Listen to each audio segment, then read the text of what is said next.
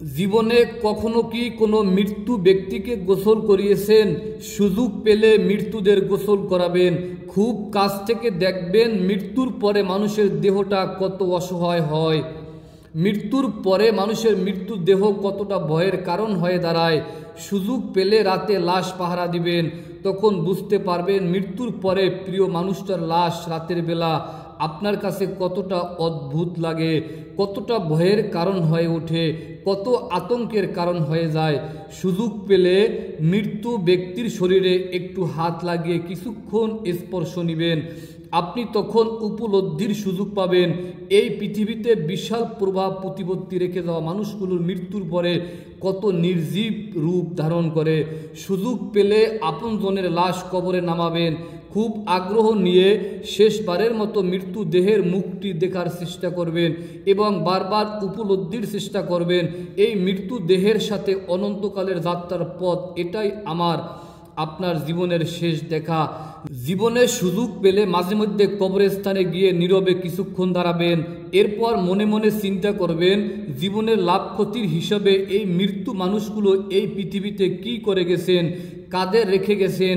যাদের রেখে গেছেন তারা কি কখনো এই মৃত্যু মানুষগুলোকে স্মরণ করার জন্য কবরস্থানের আশেপাশে আসে?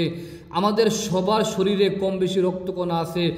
একথা চিরসত্য যে আমাদের শরীরের প্রতিটা রক্তকণা শরীরের জন্য খুবই গুরুত্ব বহন করে, অথচ আমাদের শরীর থেকে কোনো রক্তকণা বেরিয়ে গেলে সেটির যেমন কোনো গুরুত্ব থাকে না, তদ্রূপ আমাদের দেহ থেকে প্রাণটা বেরিয়ে গেলে আমাদের শরীরেরও অন্যের কাছে কোনো মূল্য থাকে না।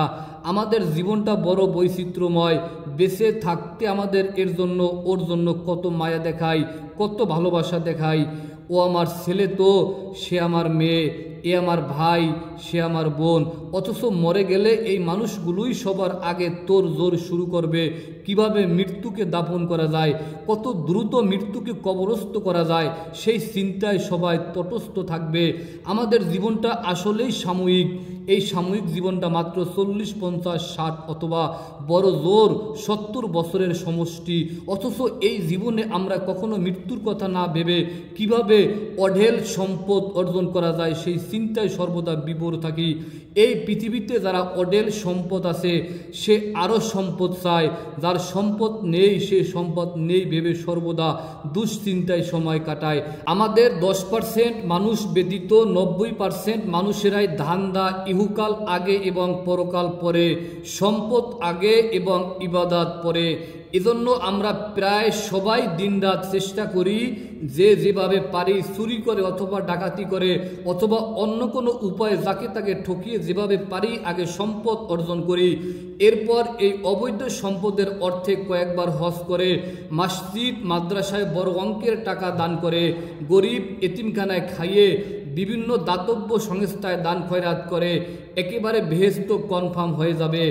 রমাদান মাসে সারা দুনিয়ার মানুষ যেখানে ইবাদত পালনে মশগুল সময় পার করে, সেখানে বাংলাদেশের অনেকেই কিভাবে একে অন্যকে ঠকানো যায় সেই চিন্তায় ব্যস্ত থাকে।